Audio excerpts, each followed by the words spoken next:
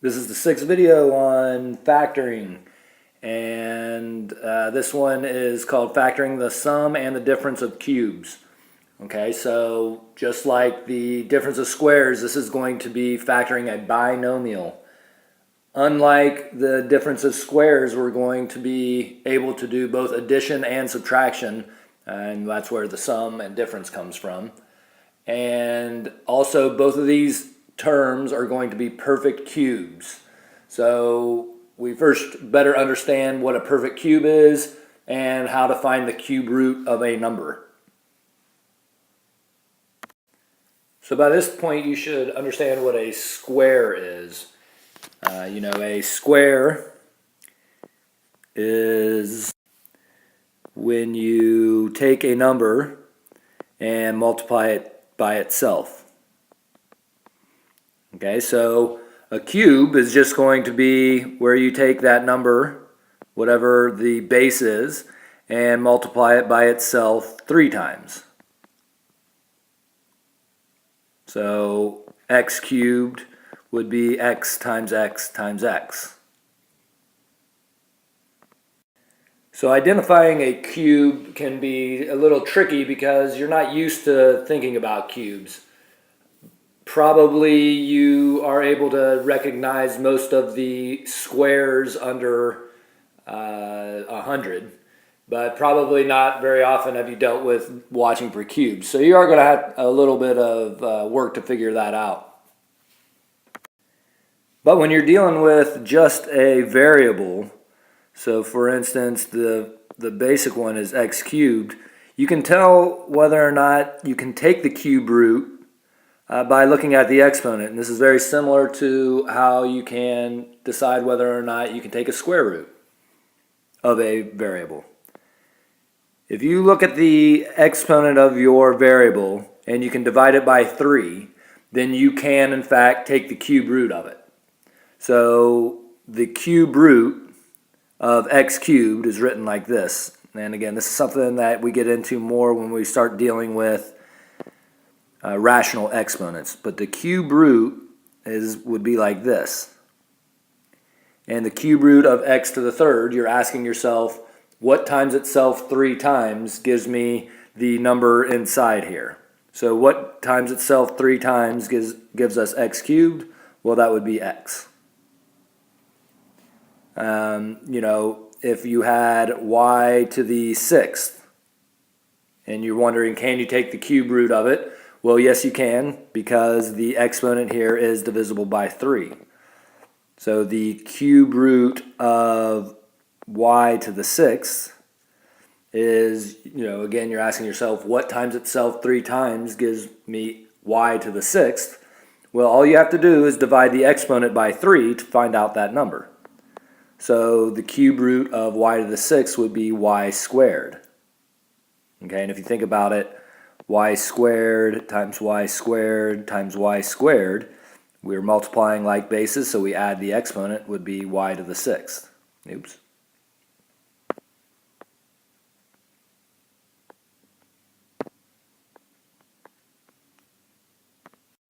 So just do a couple more examples of taking the cube root of a variable. We could have x to the third, y to the 9th, okay? And all we're going to do to find the cube root of these are divide the exponents by 3. So the cube root of x cubed is x, 3 divided by 3 is 1, and the cube root of y to the 9th is y to the third, because 9 divided by 3 is 3. And we'll just do one more example of these. We can do x to the 21st, y to the 3rd, z to the 12th. Right? We can take the cube root of these because all of the exponents are divisible by 3. So the cube root of x to the 21st is x to the 7th. Cube root of y cubed is y, and the cube root of z to the 12th is z to the 4th. So I think, these are fairly easy to deal with once you understand what you're really doing. And again, Just like square rooting, you're thinking to yourself, what times itself 3 times gives me that number? So actually figuring out the integers is probably a little bit more difficult just because you haven't usually been made to think about them. It's a good idea to probably have the first 5 or 6 memorized and then understand how you can go about figuring out any kind of bigger number. But we'll start with some perfect cubes. So for instance, the cube root of 1 is 1. The cube root of 8 is 2. Cube root of 27 is 3. The cube root of 64 is 4. And the cube root of 125 is 5. And those are pretty much as many as I have memorized. I think the cube root of, I believe it's 256 is 6. But again, once you get up to a couple, in that area, you're dealing with some pretty big numbers. So it's better just to figure out, or, to be able to figure out what they actually are. And this is a good time to be able to use that calculator. So to use the calculator to figure out what a cube root is, and for that matter, any root, what you want to do is, depending on the calculator, some of them are different, is to locate the caret button. Some calculators have things to this nature, a button that does x to the y, but your calculator has something like these going on. So if you remember what I said earlier about kind of dealing with the variables, we said if a variable can have the cube root of it taken, that means its exponent is divisible by 3. And so then when we did the cube root, we would divide by 3. So what you're going to do is raise any number that you're looking for to the third power if you want to find the cube root. So if you're dealing with the caret, you would have 8 caret 1/3. Now, just be careful. You're probably going to want to put parentheses around the 1/3, or the calculator is going to read it wrong. It's going to think that you want to raise 8 to the first power and then divide that number by 3. Raising any number to the 1/3 power will find its cube root. And then again, if you want to find the 4th root, you would raise that number to the 1/4 power. 5th root, you would raise that number to the 1/5 power, and etc.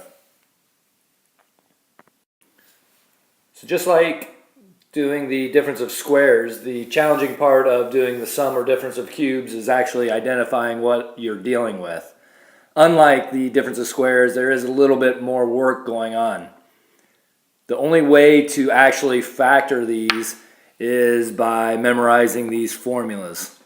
Okay, and so here's a generic sum of cubes, and this is what it would factor into. And this is the generic difference of cubes, and this is what it would factor into. Okay, so you're really going to have to memorize these two to be able to factor them. Now, if you look closely, these are very similar formulas. Okay, the only thing that's really changing are the signs, and they change in a specific way. And so if you notice the title I used here, not only is this good advice for life, which of course I worry about, but it's also a way to memorize how the signs actually change in these formulas. If you notice that the sum of cubes, we have an addition sign here, and then the first sign is the same, it's an addition. The next one is the opposite, which is subtraction, and then the final one is, again, it's addition.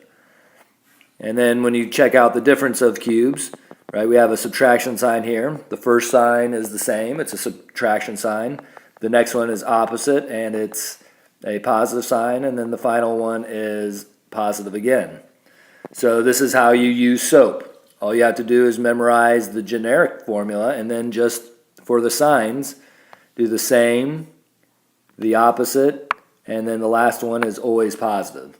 And so there you can all brag to your mom and dad that you know how to use SOAP finally. So I'm going to run through 4 or 5 different examples for you with the sum and the difference of cubes. And I'll say it again, you just have to have that formula memorized to make it work. Now, what I found is easiest is to actually list out everything you're going to need. And the first thing is that we need to check to see if there's a greatest common factor in our polynomial here. There is not. We notice that we have a exponent that's divisible by 3. And if you know what you're looking at, the 27 is also something we can take the cube root of. So we're going to go ahead, and what I like to do is list out everything, and I refer to it as the formula from before. So I'm going to use A's and B's because that's how I memorized it. So for this, our A cubed is x cubed. Our B cubed is 27. Now we're going to take the cube root of both of these terms. So that makes A equal to x and B equal to 3. And then if you remember the formula, we also need A squared and B squared. So A squared, right, we're going to just take whatever we have as our A and square it. So in this case, it's going to be x squared. And then we're going to take whatever we have for our B and square it. So we're going to have 9. Okay, so no matter if you're doing the sum or the difference of cubes, you're going to start off with the first parenthesis being A and B. So in this case, it's going to be x and 3. Then no matter which way you're doing it, you're going to use A squared. So then we're going to use x squared. We have to do A times B, which is x times 3. So we're going to write it as 3x. And then finally, we're going to use B squared. Okay, now this is where we're going to use SOAP. So we're going to use the same sign as the original, the opposite sign, and then the third one is always positive. And there you have it factored. You should check to see if anything can be factored on, but I don't think I've ever seen any sum or difference of cubes where either of the remaining factors are still factorable. So we're going to check to see if there's a greatest common factor we can take out of either both these terms, and there is not. Again, it's fairly easy to identify these as perfect cubes because our exponents are divisible by 3, and then you need to check to see if the coefficient is also a cube, perfect cube. In this case, it is. This part, in the long run, once you understand what you're doing, really doesn't matter because you're always going to use SOAP. So again, I'm going to list out what we need for the formula. And these are the 6 things that we like to know, or we're going to be needing to know. So A cubed in this case is 125x cubed. B cubed in this case is y cubed.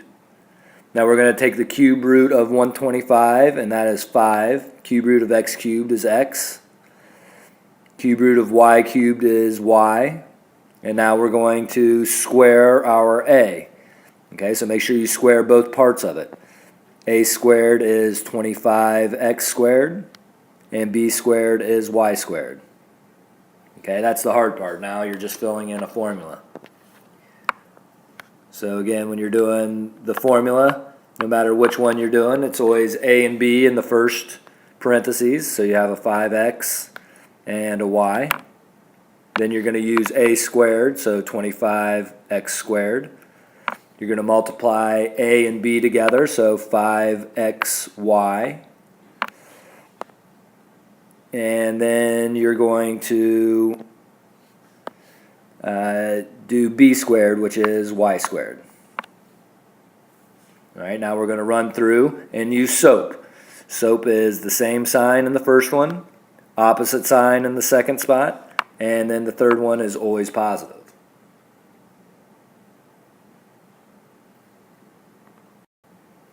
So we check always to see if there's a greatest common factor we can take out.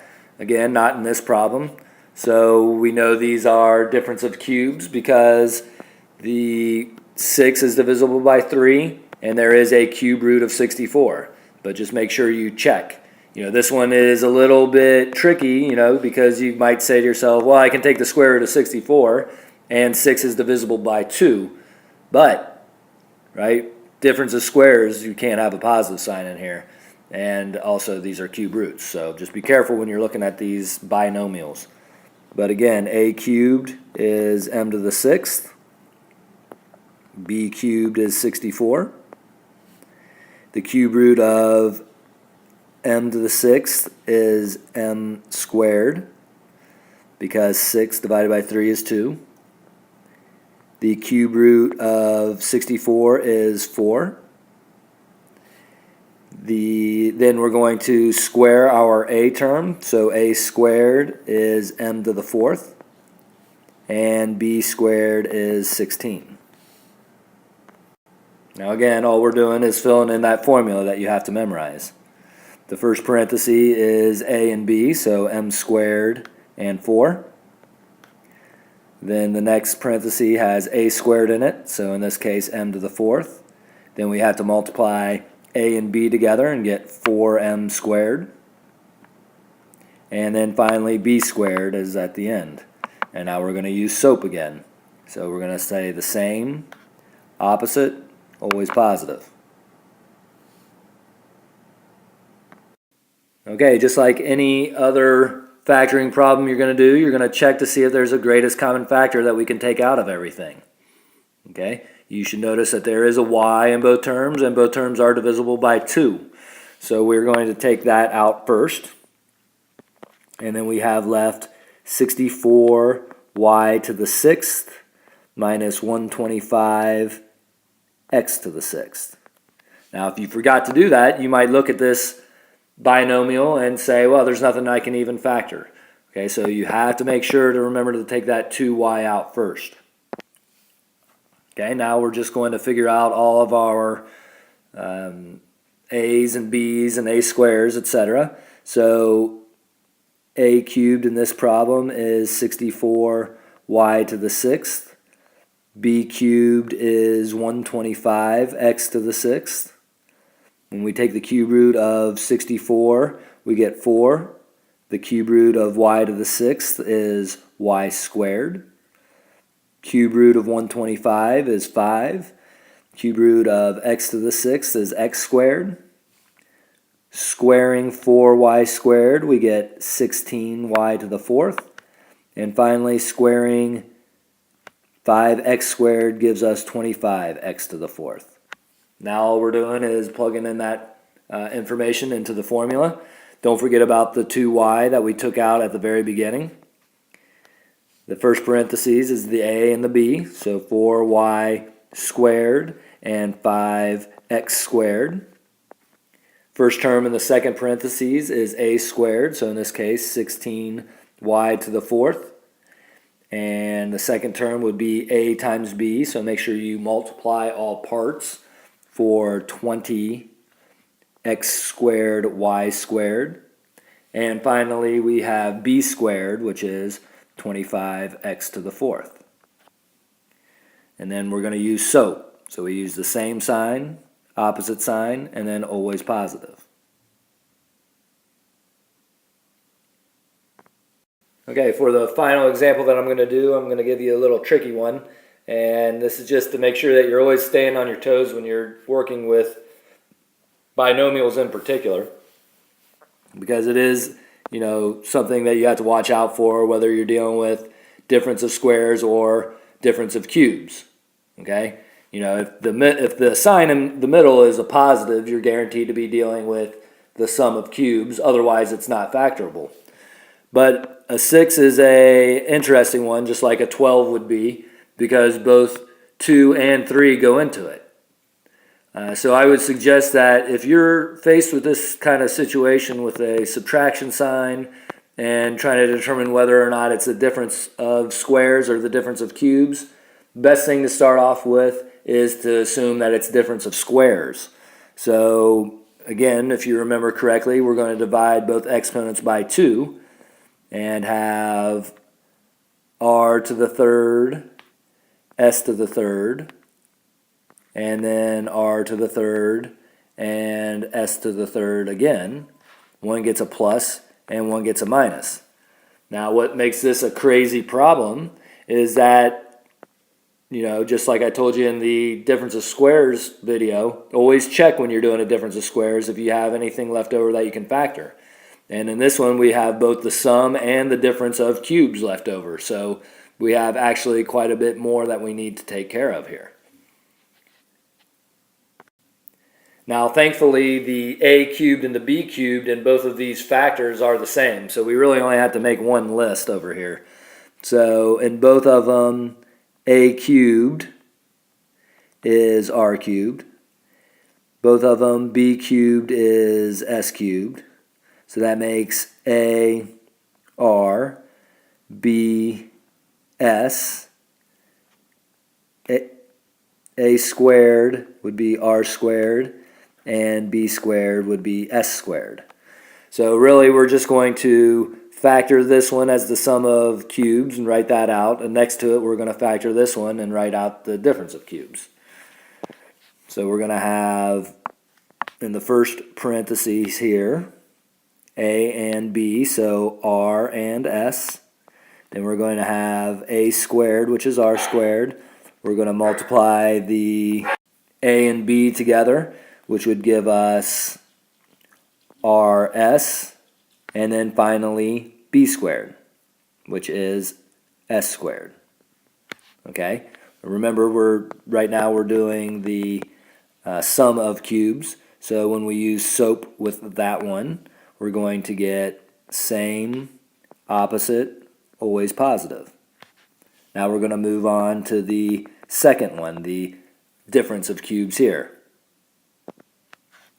And we're going to get the same setup, because remember the only thing that changes is the signs. So now when we use SOAP, we have the same, opposite, and always positive. Okay, now this is a pretty ridiculous problem, and I don't know how often you would see something like this, but this whole thing would be completely factored, and it would have started at this little binomial.